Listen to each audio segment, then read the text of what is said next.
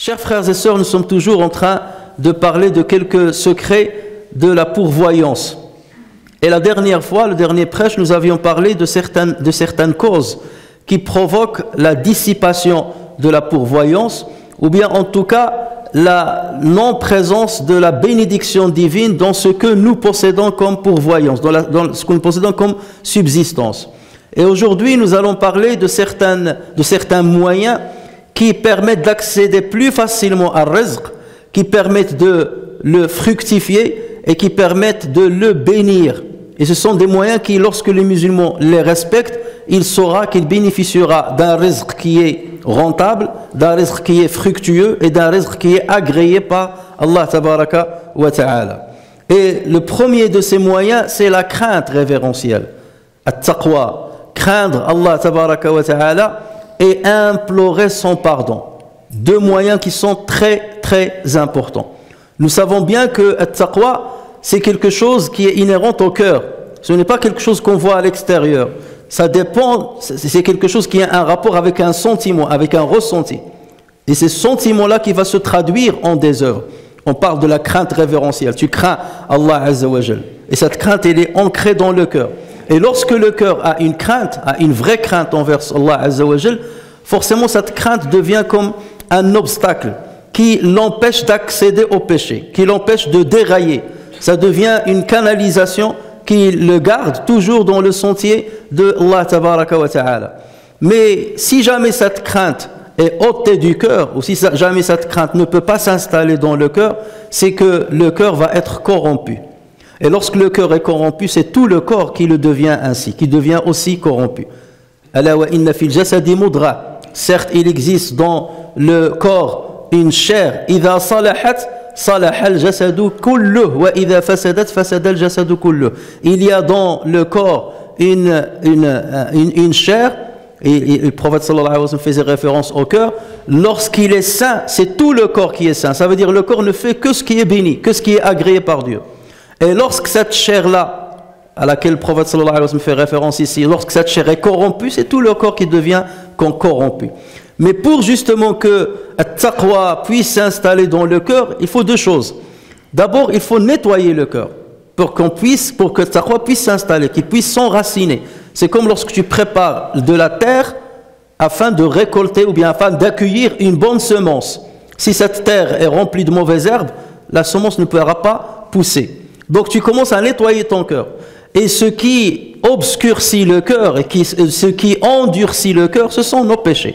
Et le prophète sallallahu alayhi wa sallam nous a expliqué qu'à chaque fois qu'un serviteur commet un péché, c'est un point noir, un point obscur qui va entacher son cœur.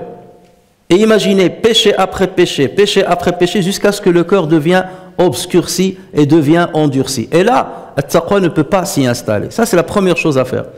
Et ensuite, il faut alimenter ce cœur, il faut le purifier, il faut l'alimenter avec les bonnes œuvres, les bonnes attitudes, les bonnes paroles. Et parmi ces belles paroles, il y a al-istighfar, le fait d'implorer le pardon d'Allah tabaraka wa ta'ala. Il y a énormément de hadiths qui nous montrent comment le prophète sallallahu alayhi wa sallam implorait le pardon de Dieu. Lorsqu'il disait, lorsque je ressens une peine, j'invoque Allah azza wa jal et j'implore son pardon 70 fois de suite. Dans certains hadiths, il parle de 100 fois. Autrement dit, le croyant doit être accompagné par l'imploration du pardon de Dieu tout au long de sa journée. Le fait de le répéter, ça finit par alimenter d'une manière bénéfique le cœur, ça permet à taqwa de s'installer et par conséquence, ça permet aux croyants de bénéficier des donations de Allah Azza wa Jal. Regardez comment Nuh alayhi salam s'est adressé à son peuple. Il leur a dit à juste titre, j'ai donc dit, implorez le pardon de votre Seigneur. Implorez le pardon de votre Seigneur car il est grand pardonneur. pour qu'il vous envoie du ciel des pluies abondantes, et les pluies abondantes font référence à la bonne récolte, font référence à la richesse. Donc pour qu'il vous enrichisse, implorez-le et il vous enrichira. Implorez le pardon de votre Seigneur car il est grand pardonneur, pour qu'il vous envoie du ciel des pluies abondantes et qu'il vous accorde beaucoup de biens et d'enfants et vous donne des jardins et vous donne des rivières. Et c'est exactement le même conseil qu'a prodigué Sayyidina Hud alayhi salam à son peuple Ouad. Allah Azza wa Jal dit à ce propos, et en parlant de lui, ô mon peuple, implorez le pardon de votre Seigneur et repentez-vous à lui pour qu'il envoie sur vous du ciel des pluies abondantes et qu'il ajoute face à votre force une autre force, qu'il vous rajoute force à votre force. Vous bénéficiez déjà d'une force, pour ne pas la perdre et pour qu'elle soit encore plus puissante, implorer le pardon de votre Seigneur, pour qu'il ajoute force à votre force et ne vous détournez pas de lui en devenant coupable. Donc ce qui montre que même lorsqu'on bénéficie d'une force physique, d'une santé, d'un bienfait matériel, financier, il faut continuer d'implorer Allah Azza wa Jal pour maintenir ce bien. Quelque part, la demande du pardon, l'istighfar, at-tawba, la repentance, sont des protections du bienfait d'Allah Azza wa Jal. Elle protège le bienfait d'Allah Azza wa Jal, il protège la subsistance que Dieu nous a donnée.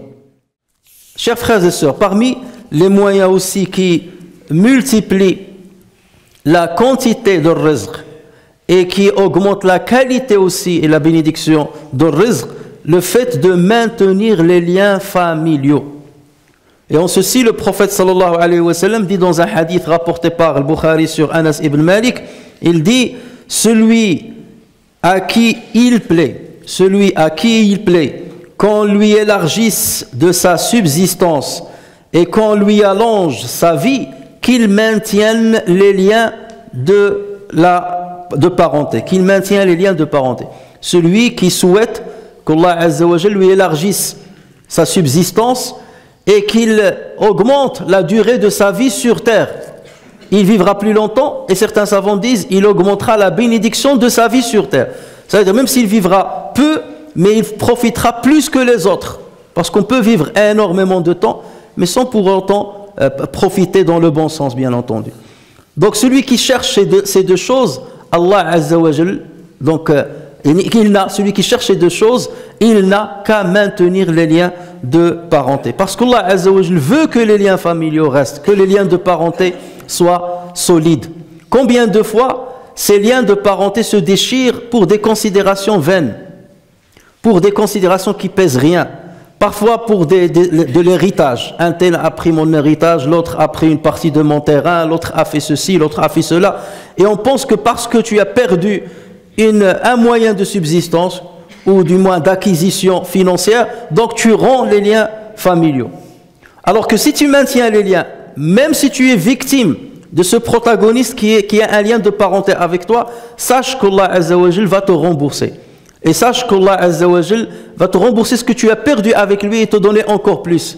Parce que tu as maintenu les liens par obéissance à Allah Azza wa Jal. Et comme c'est lui le pourvoyeur, donc tu lui fais confiance. Et il te remboursera ce que tu as perdu avec ce proche parent. Donc ces considérations, chers frères et sœurs, ne doivent pas casser les liens de parenté que nous avons avec nos proches. Et rizq, c'est quelque chose qui est entre les mains d'Allah Azza wa Jal. Il faut lui faire confiance et il faut faire de sorte que ces liens persistent dans le temps. Et à la tête de la liste des gens avec qui on a des liens de parenté solides, il y a bien entendu les parents.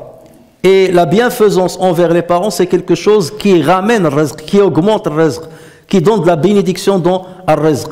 Et d'ailleurs, il y a une autre version du hadith qu'on vient de citer, de l'imam al-Bukhari, dans laquelle le prophète sallallahu alayhi wa sallam a dit, celui à qui il plaît d'avoir une largesse dans sa subsistance et d'augmenter la durée de sa vie sur terre, qu'il soit bienfaisant envers ses parents et qu'il maintienne les liens de parenté, les deux choses.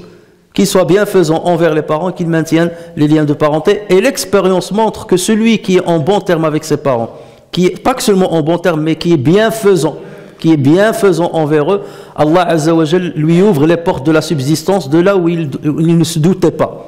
Et Allah Azza wa Jal lui facilite son chemin sur cette terre. Troisième moyen qui augmente la subsistance et la bénit, c'est le mariage.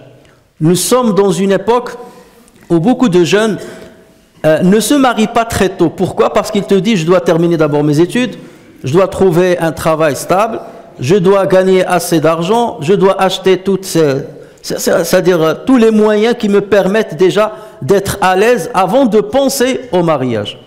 Et beaucoup de jeunes considèrent que la subsistance est une cause qui les empêche de se marier. Et voilà pourquoi la moyenne d'âge pour se marier commence à augmenter. Ce n'est pas la seule raison, il y a d'autres raisons dont on parlera peut-être une autre fois, mais en tout état de cause, ça fait partie des causes qui font que les jeunes ne se marient pas très tôt, comme ce fut le cas depuis toujours.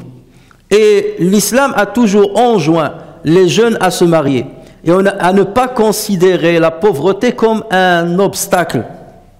Ne pas considérer la pauvreté comme un obstacle.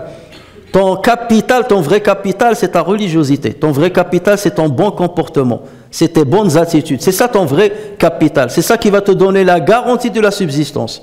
Et Allah Azza wa Jal s'engage à aider toute personne qui veut se marier pour se protéger. Dans un hadith, le prophète sallallahu alayhi wa sallam a dit, trois personnes, Allah Azza wa Jal s'engage à les aider. Et parmi lesquelles il a cité celui qui se marie pour se protéger. Et dans un verset coranique, Allah tabaraka wa ta'ala, en parlant justement de ceux qui veulent se marier, il dit, s'ils sont besogneux, Allah les rendra riches par sa grâce. Allah les rendra riches par sa grâce. L'autre moyen qui augmente la subsistance, c'est le fait d'accomplir à multiples reprises le pèlerinage et la Umrah.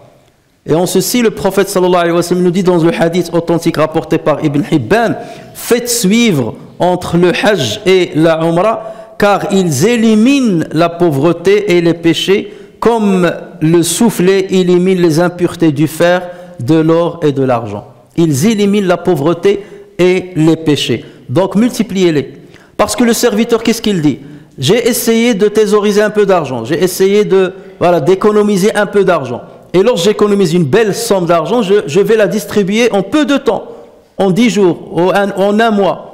Mais je le fais pour Allah Azza wa Jal, pour bénéficier de l'agrément de Dieu. Parce que le pèlerinage c'est une obligation, parce que l'Umrah c'est une sunna. Mais là, il multiplie ça, même s'il a déjà accompli le Hajj et l'Umrah. Il le refait une deuxième fois, une troisième fois, alors qu'il n'est pas obligé de le faire.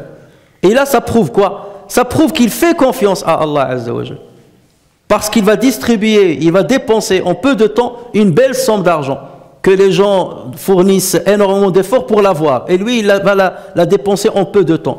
Mais il te dit, je la dépense pour espérer avoir l'agrément de Dieu. Et espérer avoir le pardon de Dieu. Et espérer alimenter ma spiritualité. Il le fait pour tout cela. Et il trouvera Allah Azza wa Jal au rendez-vous. Il trouvera Allah Azza wa Jal au rendez-vous. Il a fait confiance à Dieu. Et Dieu lui rendra cette confiance avec la meilleure des façons. Allah Azza wa Jalla le remboursera sur ce qu'il va dépenser et il va multiplier ses richesses. Et jamais il ne le fera tomber dans la pauvreté. Et l'expérience aussi le montre dans ce domaine pour tous ceux qui ont multiplié le pèlerinage ou multiplié l'Umrah. Chers frères et sœurs, parmi les moyens qui augmentent la subsistance et qui la bénissent, il y a la dépense, fi sabilillah. Dépenser fi sabilillah, donner l'aumône, aider les pauvres, aider les nécessiteux, aider ses proches parents, aider les parents, c'est-à-dire dépenser pour sa famille, pour ses enfants, pour sa femme. Tout cela fait partie de l'infaq fi sabilillah. Et pourquoi cela? Ça fait partie de l'infaq et ça fait augmenter la quantité et la qualité de rizq que nous puissions posséder. Parce que lorsque tu dépenses, c'est une manière d'être reconnaissant vis-à-vis d'Allah Azza wa Jalla. La reconnaissance n'est pas uniquement verbale. La reconnaissance se fait par l'acte aussi. Dieu t'a donné des moyens de subsistance, il t'a donné une certaine richesse, aussi relative soit-elle, et tu consacres une partie de cette richesse pour les autres. Tu partages une partie de cette richesse avec les autres. Donc c'est une manière de remercier Dieu. C'est une manière d'être reconnaissant vis-à-vis de Dieu parce que tu aurais pu être dans la situation de l'autre qui est dans le besoin.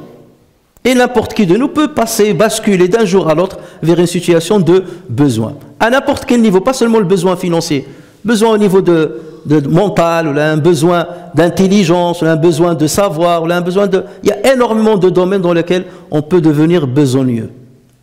Et Allah tabaraka wa ta'ala nous dit dans le Coran, et votre Seigneur proclama, si vous êtes reconnaissant, très certainement, j'augmenterai mes bienfaits pour vous.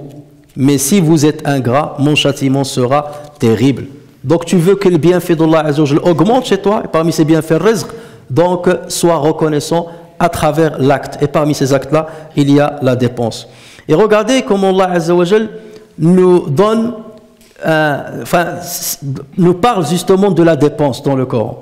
Il dit, quiconque, ce qui signifie quiconque prête à Allah, quiconque prête à Allah, ça veut dire il donne un crédit à Allah. Quiconque prête à Allah de bonne grâce, il lui rendra multiplié plusieurs fois.